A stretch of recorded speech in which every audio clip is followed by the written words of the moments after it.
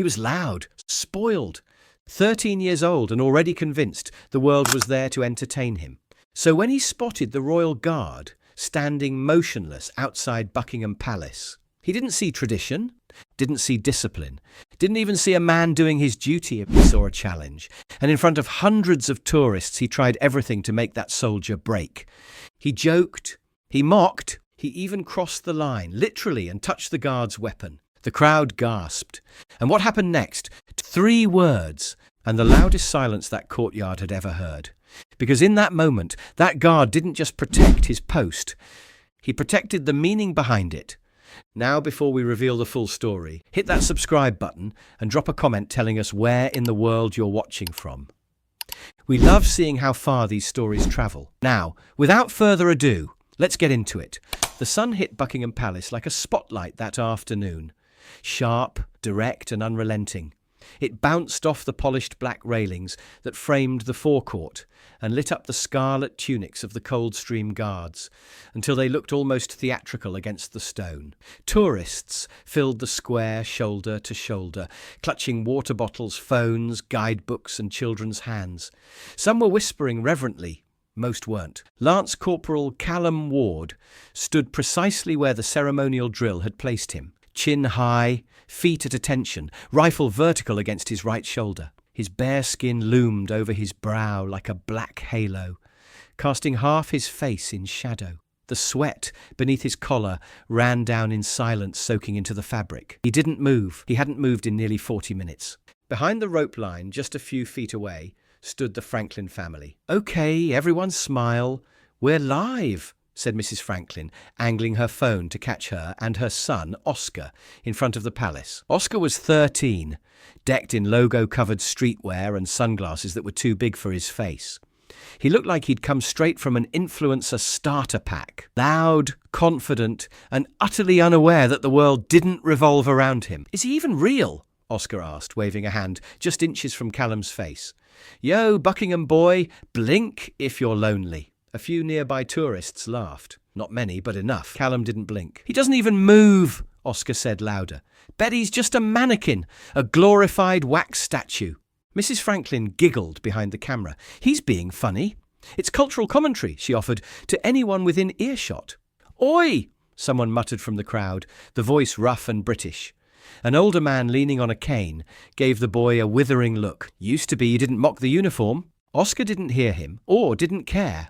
He started making exaggerated faces, contorting his lips like he was trying to crack the code on the guard's restraint. He even snapped his fingers close to the ceremonial rope, laughing as he did it. Callum still didn't react. That was the job. Stillness under pressure.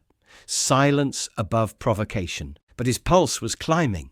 Across the courtyard, the palace's flag fluttered quietly in the wind. Somewhere in the crowd, a baby cried. An American couple posed with their teenage daughters and tried to smile naturally. But just beside them, Oscar was ramping up. "Dude, seriously, you've got to be a robot. Hey, if I guess your name, will you move? Dave. Philip, Sir Statue III. Callum stared straight ahead. His rifle, old but perfectly maintained, gleamed beneath the sun. His gloves remained white. His boots still mirrored to perfection. Nothing gave away what he was thinking. But inside, something shifted. Because sometimes it's not the volume that gets to you. It's the tone, the total lack of respect. And this wasn't just mockery, it was something else. A boy who thought the world owed him attention. A boy who'd never learned the cost of silence. And Callum, though he never moved an inch, had just added a mental tally mark. 1. For most guards, the jeers of tourists slid off like water on wax. You trained for that, practiced it. Stillness wasn't just posture, it was identity. But for Callum, this one was cutting deeper than he expected. He didn't show it, not even in the twitch of a muscle. But the voice, Oscar's voice, somehow echoed someone else's, a different summer. A different tone. He was 12 again, standing in a churchyard in Sussex, straight-backed beside a war memorial. His grandfather, grey-haired, stone-jawed, eyes sharper than anyone twice his age, stood beside him in a pressed blazer lined with faded medals. They were the only two at the grave that morning. No ceremony, just 2 generations of silence. Stillness, his grandfather had said quietly, laying a hand on Callum's shoulder, isn't about pretending nothing touches you. It's about standing so others know they're not alone. That man had raised him after the car crash, taught him to iron a collar before he could spell discipline. When Callum joined the choir at school, it wasn't for show. It was because his grandfather said, "If you can hold a note, lad, you can hold your ground." And he could. His voice had once filled cathedrals, hymns, anthems, requiems. The day they buried his grandfather, he never sang again. That was 3 years ago. The day after the funeral, he enlisted. Back in the present, Oscar was now fake saluting. "Sir, yes, sir," he shouted, laughing. "I order you to do a backflip. Do it, soldier boy." A few tourists chuckled nervously. Most looked uncomfortable. But no one intervened. Callum's boots remained perfectly aligned, rifle at his side. He stared past the horizon line, unblinking. But the voices were getting louder. Phones, now openly recording. You could tell. There was a shift in the rhythm of a crowd, when people were waiting for content instead of respect. That's when someone stepped forward. "Excuse me," came a voice. Low, measured and firm. Palace tour guide Mary had appeared, wearing a navy vest, sensible shoes, and the kind of tired patience that comes from years of managing tourists in heat waves. She approached the Franklins calmly, but with unmistakable authority. "We ask that visitors show respect to the guards, please." Oscar rolled his eyes. "I'm not touching him." "Chill." Mrs. Franklin lowered her phone slightly. "He's just being funny. It's a free country, right?" Mary's expression didn't budge. "This is the Queen's Guard. He is not a performance. He is not a statue. And you are standing on historic ground." Oscar folded his arms. Then he should move like a real person. Mary didn't respond to him directly. She turned to Mrs. Franklin instead. "Ma'am, I'll ask once more. Please remind your son this is a working military post." "Working? He hasn't moved in an hour." Mary's tone didn't shift. "That's because he's doing his job." Oscar scoffed loudly. "So the job is to stand there and get roasted by kids? Sounds fake." Mary looked at Callum for a moment, just long enough to recognize the strain behind the stillness, then turned back to the family. "Some uniforms," she said quietly, "come with silence instead of answers. You'd do well to remember that." Mrs. Franklin muttered something under her breath, but pulled Oscar back a step. Tension loosened. Barely. Callum stood his post, eyes steady, but his knuckles under the glove had whitened around the rifle's grip, because this wasn't about him anymore. It wasn't even about protocol. It was about the difference between spectacle and service, about a boy who thought silence meant weakness, and about a man who'd been trained by blood, by loss, by generations to know better. The next 20 minutes stretched like slow glass under heat. The crowd churned and shifted. More tourists arrived. A group of school children in matching navy caps lined the railings, their teacher trying to keep order while pointing out the ceremonial rifles and uniforms. A man with a Union Jack umbrella, despite the cloudless sky, gave up trying to narrate for his vlog when his mic picked up too much background chatter. And through it all, Lance Corporal Callum Ward remained completely still. Oscar hadn't learned. If anything, the boy was emboldened. He'd started narrating again, holding his phone out for a mock live stream. "Here we are, day 72 of the Buckingham Statue Challenge," he said in his best influencer voice, circling his camera toward the guard. "Still no movement, still emotionally unavailable, still a 10-10 for commitment to cosplay." He made a dramatic gasp. "Wait, is that a blink? Nope, false alarm. Might have just been wind." Callum stayed rooted. His vision locked past the courtyard and the tourists and the ropes, out into the middle distance where guards are trained to live. But inside, his breath was shallower now. The rubber chicken came next. Oscar unzipped his backpack, pulled out the yellow prop, and started squeezing it rhythmically. The horrible honk echoed across the stone square, cutting through the air like a fire alarm in a library. People groaned. "Come on," muttered a dad with a baby strapped to his chest. "Is he serious?" whispered a teenager to his friend. Oscar didn't care. He edged closer to the ceremonial rope, arm extended. The chicken's beak hovered inches away from Callum's boot. "Come on, Royal Robo-Man," Oscar said. "You know you want to laugh. 1 honk for yes, 2 for no." Then he poked it through the rope. Squeak. Callum didn't move, but his heart was now hammering like a funeral drum. His jaw clenched so tight he felt it in his ears. Mary reappeared nearby. She didn't interfere, not yet. But she was closer now, watching. Hands behind her back, radio clipped to her belt. Her presence wasn't aggressive. It was anticipatory. Oscar's mother was still filming. "People are loving this in the comments," she said brightly, as if narrating a wildlife documentary. "Look at him go. Not even a twitch." A few tourists shook their heads and walked away. Others stayed, some hoping for a show, others hoping it would stop. The tension was becoming visible now. Palpable. The rubber chicken flopped limply at Oscar's side as he turned back to the crowd. "What's the point of this anyway? Guarding what exactly? The Queen's ghost? Come on, it's not even relevant anymore." That's when another voice piped up. A young girl, maybe 8, stood a few feet behind the rope, clutching a paper Union Jack flag. She wore a bucket hat that was too big for her and had freckles across her cheeks. Her little brother stood beside her, clutching a toy soldier. She looked up at her mum and asked, "Why are they being mean to him?" Her mother knelt. "They're just being silly, love. Not everyone knows how to behave in important places." Callum heard every word. It landed louder than the chicken, louder than the laughter. He didn't move, but something inside him did. Another minute passed.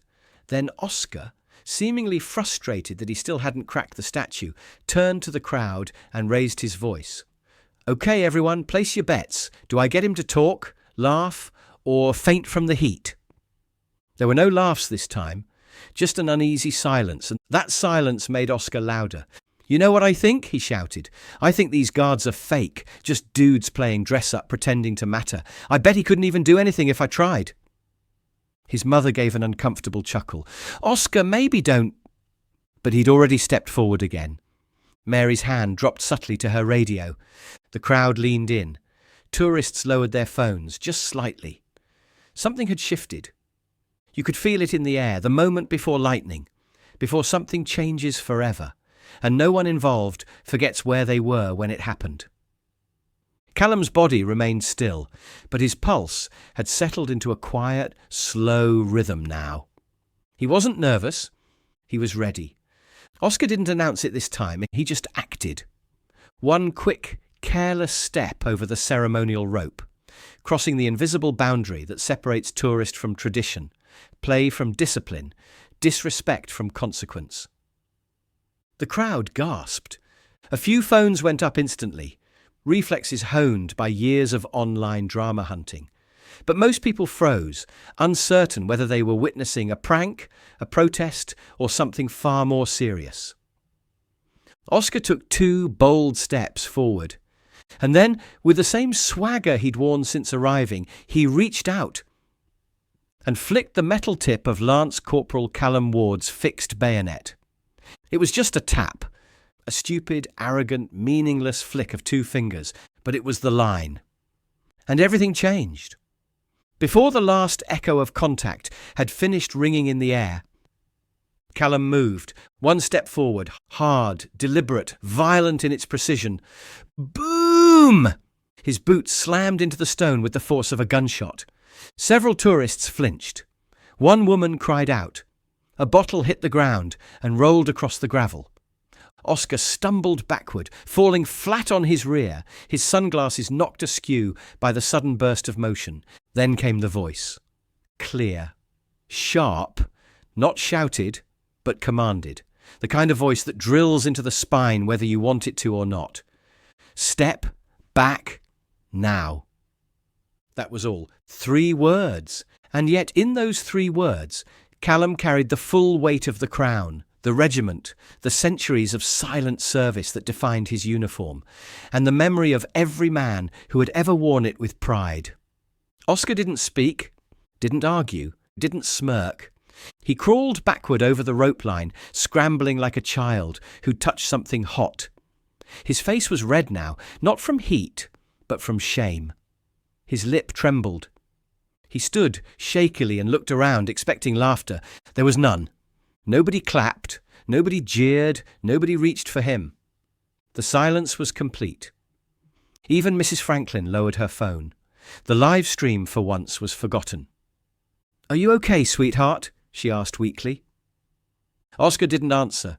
He was crying, openly, snot dripping, cheeks blotched, a soundless sob rising in his throat.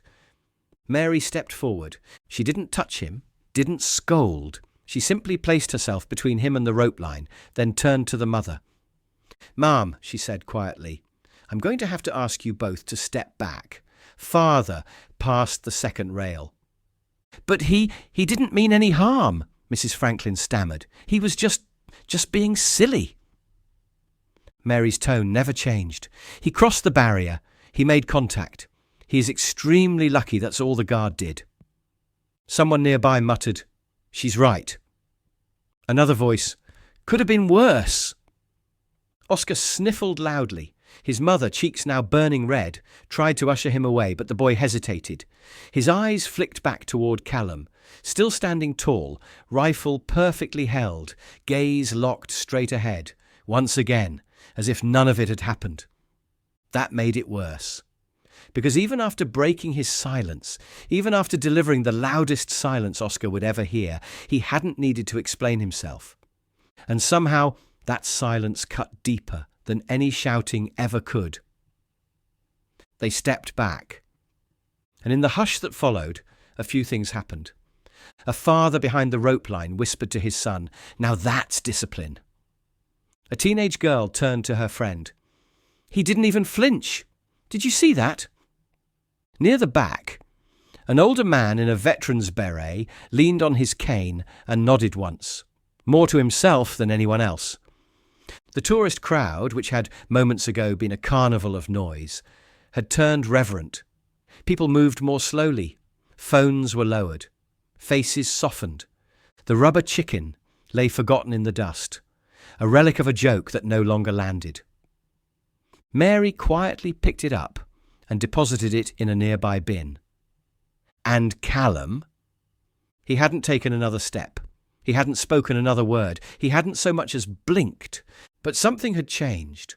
Where once the tourists had seen a statue, now they saw a man.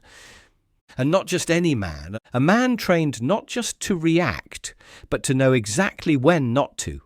A man with the right to break his stillness and the restraint to return to it.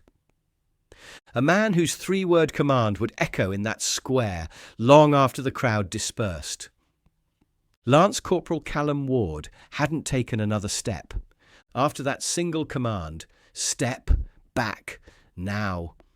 He returned to position as if nothing had happened, feet locked, eyes fixed, rifle at rest. But the silence he left behind still hadn't lifted. The ripple of tension that had swept through the courtyard hadn't vanished. It had transformed. The energy was different now, no longer buzzing with mockery or curiosity. It had settled into something quieter, heavier. Respect. No one dared speak above a whisper.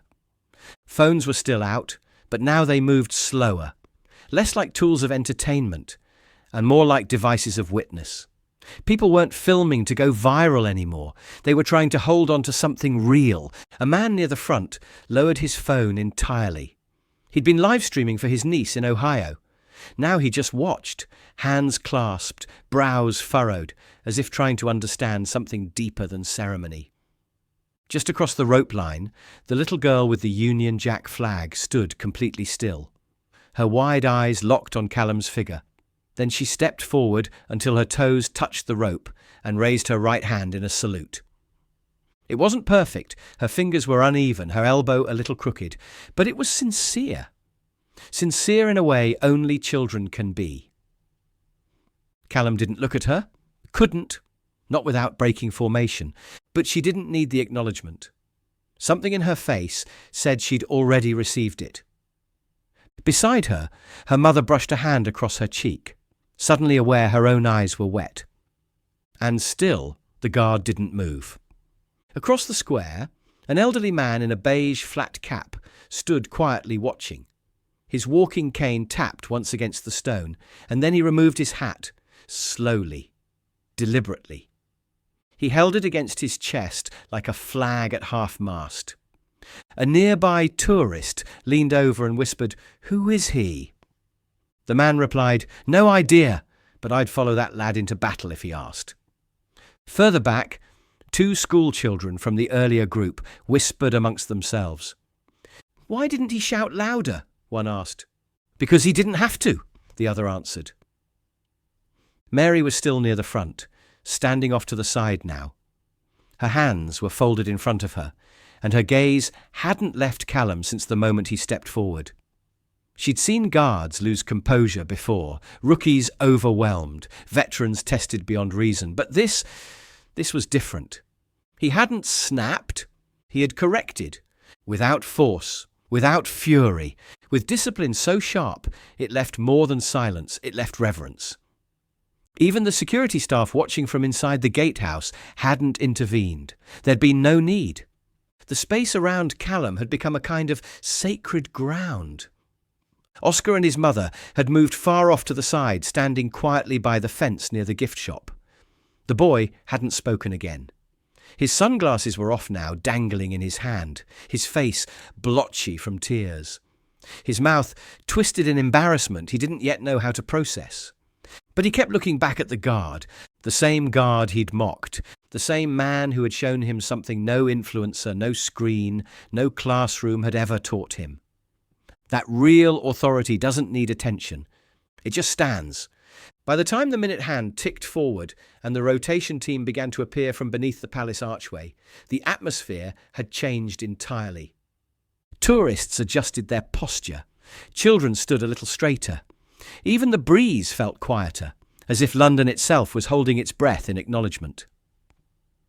Callum didn't move until the precise second the drill dictated it, and when he did, it wasn't just boots hitting stone. It was the sound of a man reclaiming stillness, not just for himself, but for everyone watching. The rotation was seamless, as always. Boots struck the forecourt in perfect rhythm. A new line of scarlet approached from beneath the palace archway, bearsins tall, rifles gleaming, faces unreadable.